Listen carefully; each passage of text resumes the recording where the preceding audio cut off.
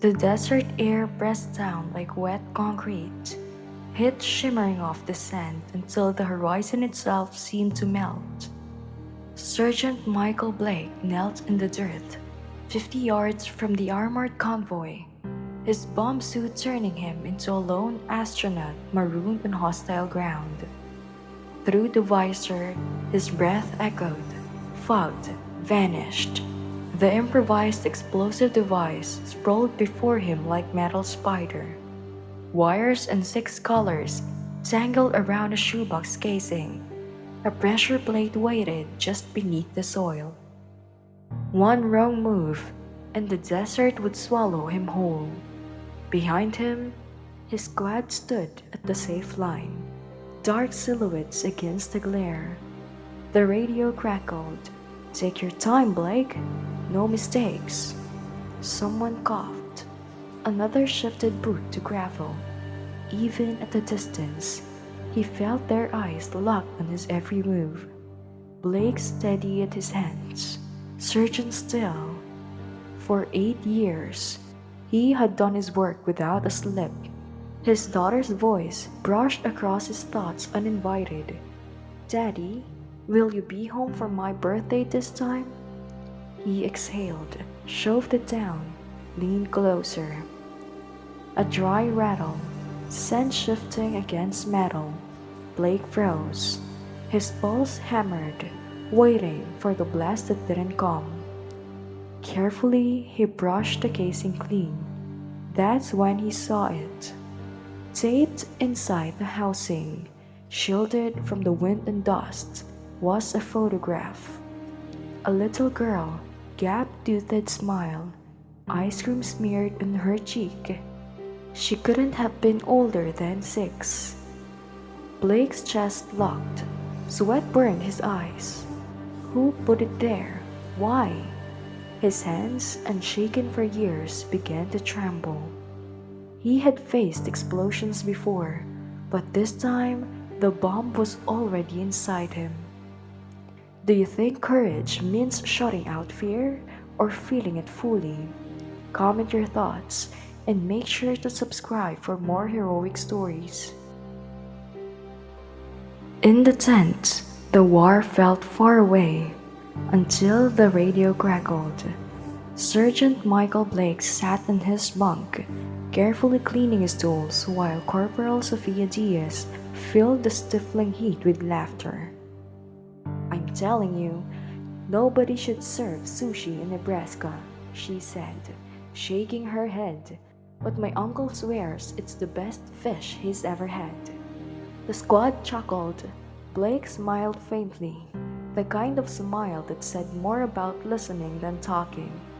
To them, he was the steady one, the soldier who never cracked, never lost his cool. The man they joked had ice water running through his veins. "Blake," Private Lewis asked after a tense mission, "you ever get rattled out there?" He only shrugged, slotting his wire cutters back into place. Just another day at the office. But when the lights dimmed and the camp quieted, Blake became someone else. Each night, he wrote letters, pages for Olivia, his wife, and for Ava, his 8-year-old daughter. They weren't just notes, they were confessions, letters full of fear he couldn't show during the day, and the hopes that kept him human. Backyard barbecues, bedtime stories, fireworks in the sky instead of artillery. He wrote them on anything he could find: napkins from the mess, supply slips, torn magazine pages. A shoebox under his bunk grew thicker with each week of war. None of them were ever sent. Maybe he thought Olivia would worry more. Seeing his fear on paper made it too real. Diaz noticed him tucking another folded sheet inside the box. "You know they have email here, right? Even phones?" Blake pushed the box deeper into the shadows. "I know." Before she could press, the radio cut through the noise. Captain Harris's voice sharp and unyielding. "Alpha Squad, Convoy stopped en route Falcon. Suspected IED. Blake, suit up. The tent went silent. Jokes vanished. Boots shifted against the dirt. Every soldier knew what those words meant. Another step closer to the line between living and dying.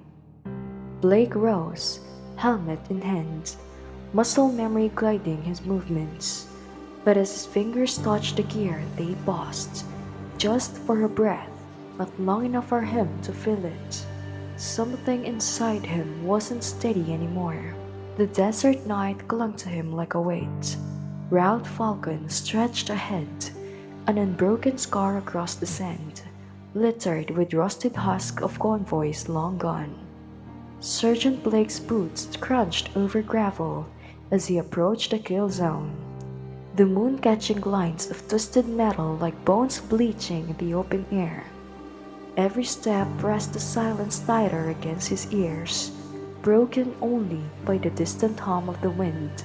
EOD, Tim, confirm visual, crackled the radio. Blake's gloved hand adjusted the comm. Visual confirmed, device sighted, 20 meters ahead. Behind him, the squad waited in the shadow of their vehicles. Captain Harris's voice cut through the static, sharper than the desert chill. Blake, hold your position. We've got no drones tonight, no backup. We wait for daylight.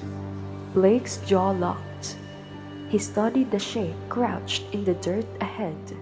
A crude IED, wires tangled like veins exposed. It wasn't complex, but it was ugly. Improvised usually meant unpredictable, and unpredictable didn't wait for daylight. Sir, Blake answered, his voice even but edged. Convoy passes at first light. If we wait, we risk losing the road and them. The radio hissed with Harris's frustration. Then, reluctantly, your call, but keep the channel open. We're not losing you to another bird can of hell. A ripple of tension ran through the squad. One man muttered, crazy bastard. Another crossed himself, whispering under his breath. Blake didn't look back. He couldn't afford to. He advanced. The air seemed to thin the closer he drew. His suit weighed heavily, not from bulk, but from the knowledge of how many had walked into blast wearing the same armor. He knelt by the device, careful, precise. His breath echoed inside the mask, steady but just barely. Talk to me, Blake, Harris pressed. Cylinder casing, homemade, 3 wires, red, black, and yellow. His eyes narrowed.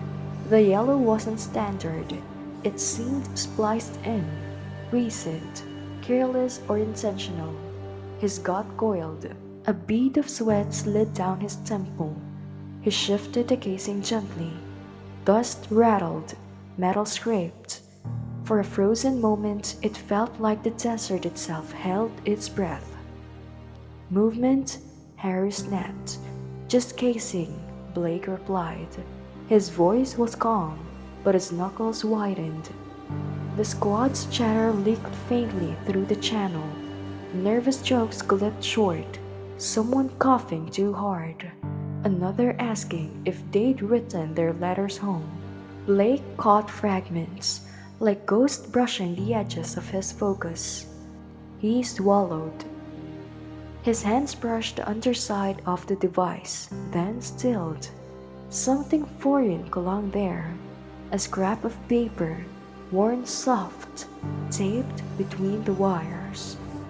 Blake peeled it back, a photograph.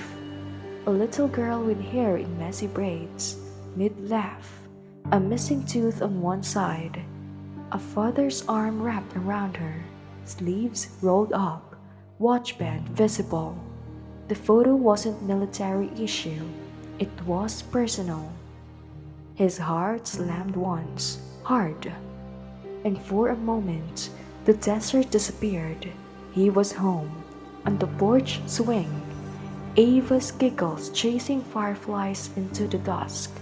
She had begged him to stay one more night, and he had promised, always promised, that he would come back.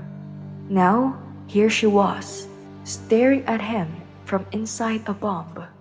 His chest tightened until breathing felt like drowning. The suit wasn't armor anymore. It was a coffin. Blake, Harris barked. Report. He couldn't answer. The radio crackled with voices, questions, curses, the scrape of boots shifting in sand, but all of it blurred behind the roar in his ears. His legendary calm, the thing that had steadied a dozen detonations, fractured like glass. Why was the photo here? Accident or bait? Someone had planted this to unmake him, to shake his hands when they needed to be stony. He gripped his knees, forcing air into his lungs. His pulse pounded against the mask. The bump ahead was no longer wires and casing. It was his daughter's face. His failure was waiting to happen. Sergeant, Harris snapped, harsher now. I need your status. Blake blinked, dragging himself back. Copy, his voice cracked. Devices wired irregularly. Secondary element suspected. The lie scraped his throat raw, but it brought him seconds. Seconds to stop shaking. Seconds to force his mind back into the room. Ava's eyes stared off from the dirt, wide and trusting. He clenched his jaw so hard it hurt. He knew then, this was more than metal in powder. Someone out there understood that even the best bomb tech could carry his own explosive inside. And they had just lit the fuse. Blake forced himself to breathe. In through the nose, out through the mouth. The sound filled his helmet like a drumbeat, steady at first, then shaky. Olivia had tried to teach him meditation once, saying it might help with the stress he never admitted to. He used to laugh at the idea. Now, crouched in front of a bomb with sweat running down his spine, it was all he had left. It's just wires, he whispered. Circuits, nothing more. But his eyes betrayed him. They kept sliding back to the photograph taped inside the casing. The little girl's grin, chocolate ice cream smeared across her cheek, was an anchor and a weapon all at once. Through the earpiece, Captain Harris's voice pressed in, clipped and tense. Blake, status. The convoy's locked down. 15 minutes idle. Devices complex. Blake keyed back, forcing his tone flat. Multiple redundancies. I need more time. He didn't say what else was true. That photo wasn't random.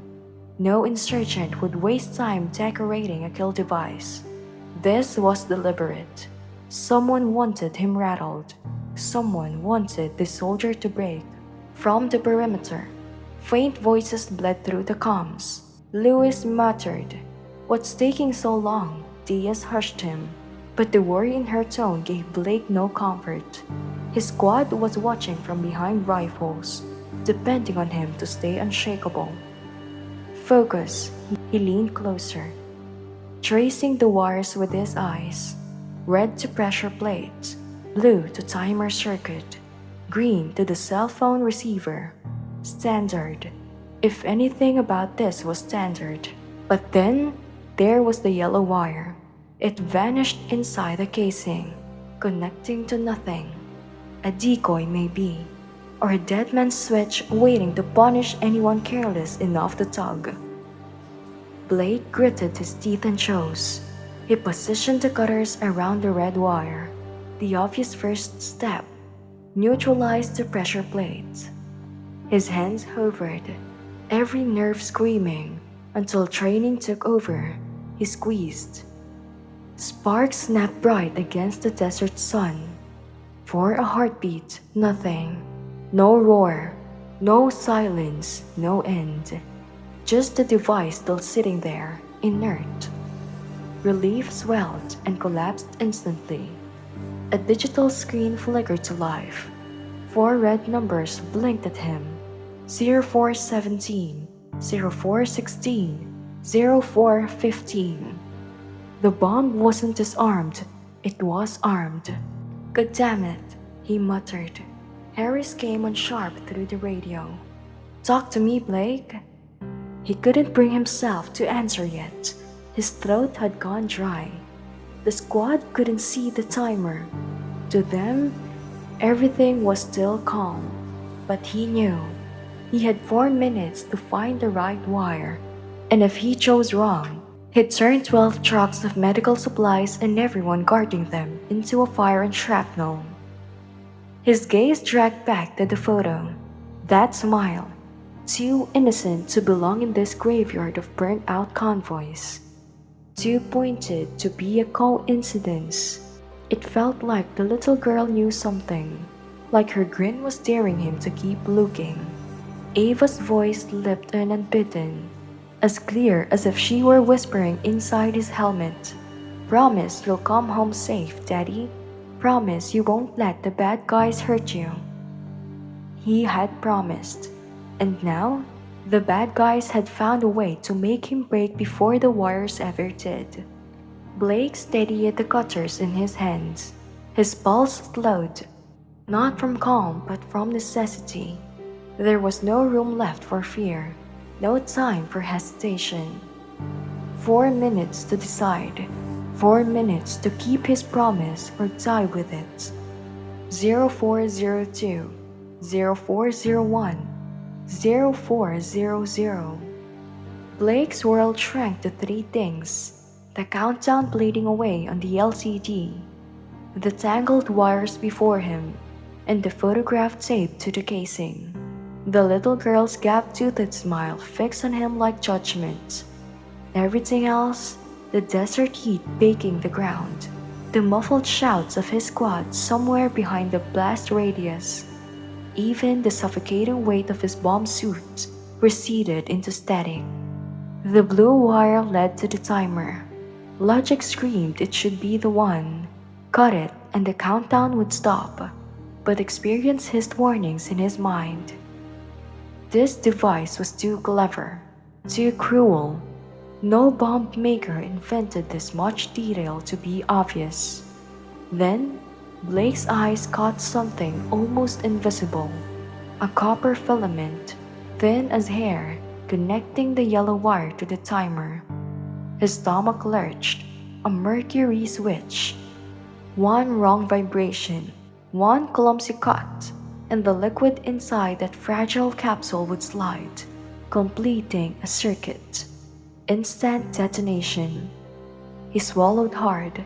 The taste of metal thickened his throat. Son of a... 0331, 0330, 0329. Blake, report. Captain Harris's voice cut through the radio, jagged with tension. Convoy commanders pressing for updates. Blake keyed his mic with a gloved thumb, forcing calm into his words. Complex device, Captain.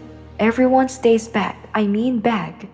Any vibration could set this off. A beat of silence, then another voice, Diaz, whispering through the channel before someone hissed at him to cut it. Come on, Mike, you got this. Blake's focus tunneled again. He knew what that photograph was now, not just a distraction. It was weaponized psychology. The bomb maker had known exactly where his eyes would fall while kneeling here. Knew that the picture would haunt him, make him hesitate, waste time. But then, something shifted. He followed the girl's gaze. The photo wasn't saved on randomly. Its angle directed his eyes towards the green wire.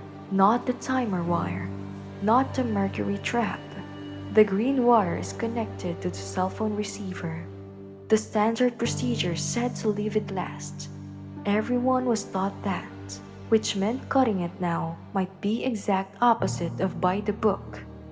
Reverse psychology. He'd heard of this trick back at EOD school.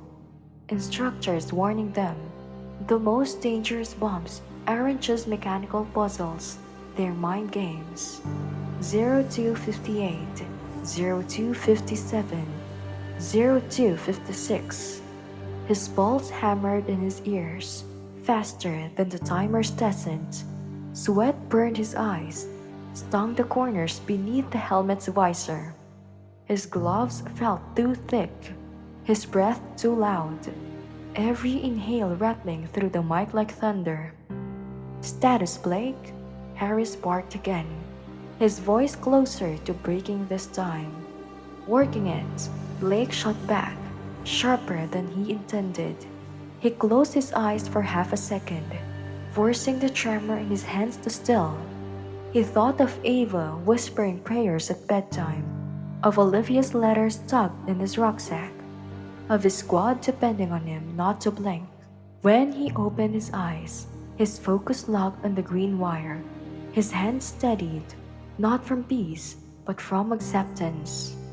0243, 0242, 0241. He placed the cutters around the green wire. The world collapsed to silence except for the hiss of sand sliding across metal.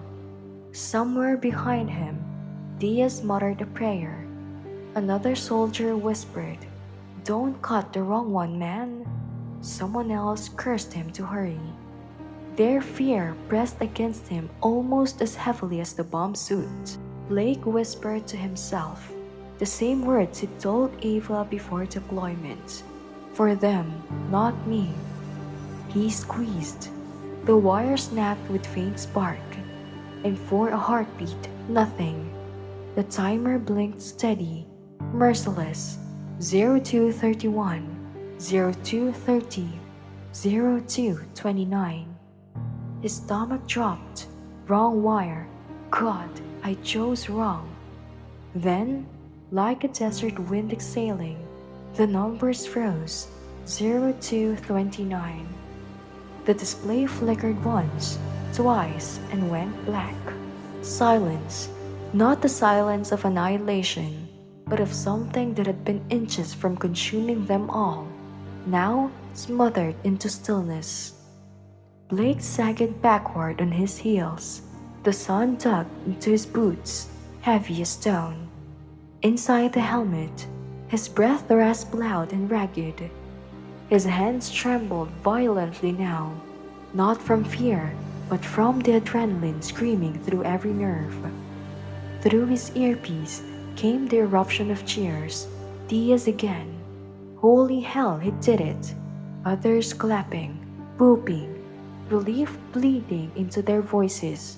Harris cut through with tight command, though even he couldn't hide the crack of emotion. "Outstanding work, Blake. Route's clear. Convoy can move." Blake didn't answer. His eyes had fallen to the photograph again.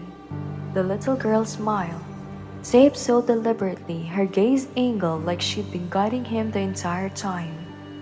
He reached out with careful fingers, peeled the tape away, and folded the photo gently into his chest pocket.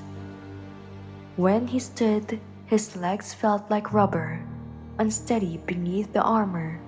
His squad surged towards him, slapping his shoulder, voices a mixture of relief and awe. "Steady as stone," Diaz said, shaking his head, grinning wide. Blake managed a faint smile, though his voice came out low, almost to himself. Not stone, just stubborn.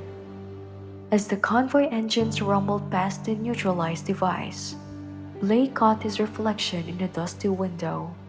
The face behind the visor looked the same, but he knew better. The man who'd walked up to that bomb was gone.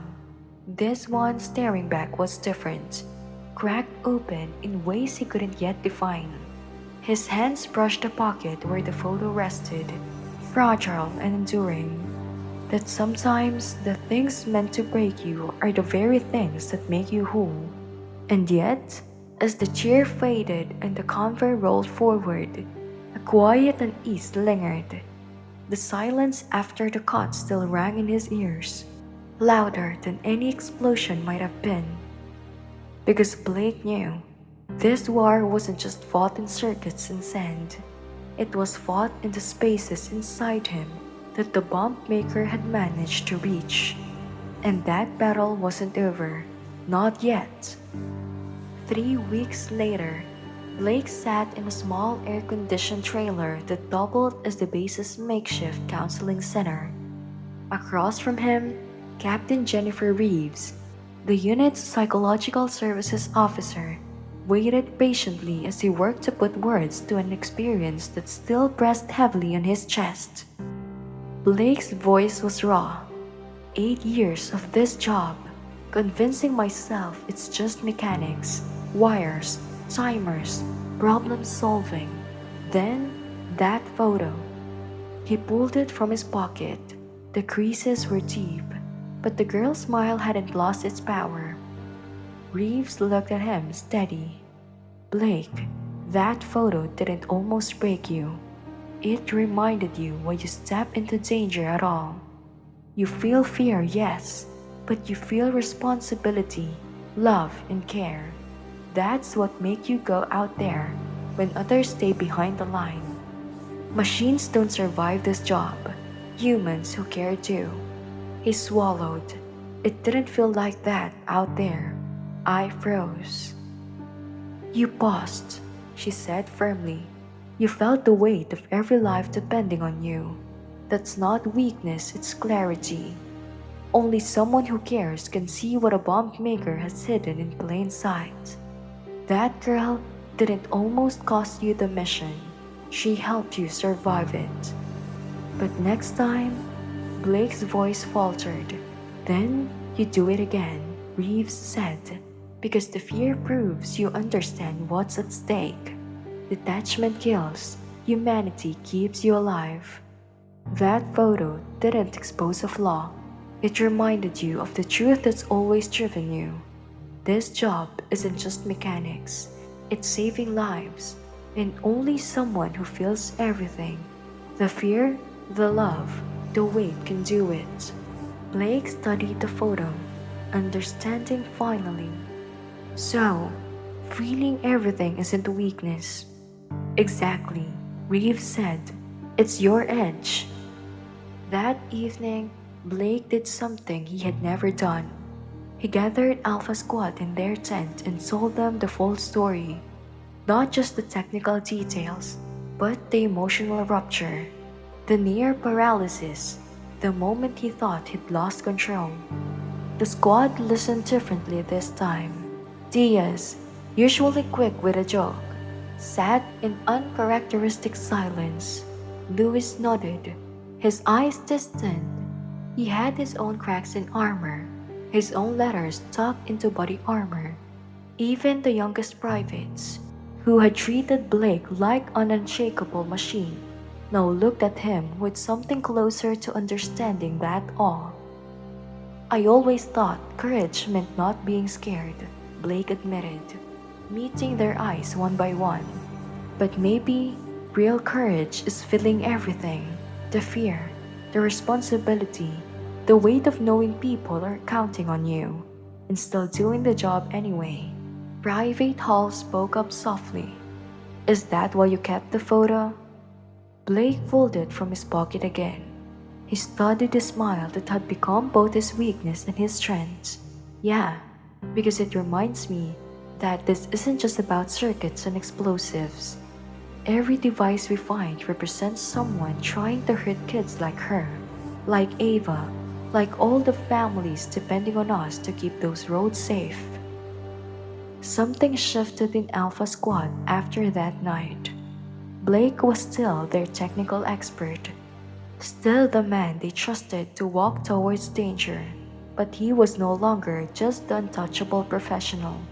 He was human, someone who admitted to fear, who carried the same weight they all did, and chose to face it anyway.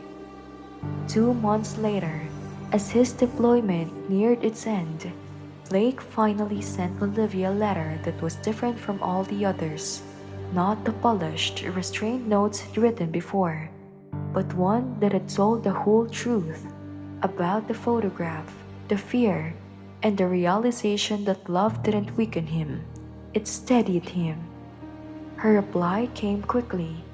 I always knew you were brave, Michael. Now, I know you're human too, and that makes me prouder than anything. On his final day at Forward Operating Base Courage, Blake stood among his packed gear. The photograph lay on his bunk. For a moment, he considered leaving it behind. Instead, he folded it carefully and slipped it into his wallet, beside a school picture of Ava.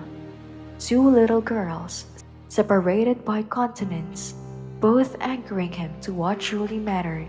As the transport helicopter lifted him into the sky, Blake looked down at the desert that had tested him, nearly broken him, but ultimately taught him the hardest truth. Courage isn't not the absence of fear, but the decision to feel everything and act anyway. The child's smile beamed up from his wallet, gap-toothed and eternal, a reminder that everyday heroes aren't unfeeling giants. They're the ones who let love steady their hands, who let fear sharpen their resolve, and who choose again and again to do the job despite it all. Everyday heroes are all around us.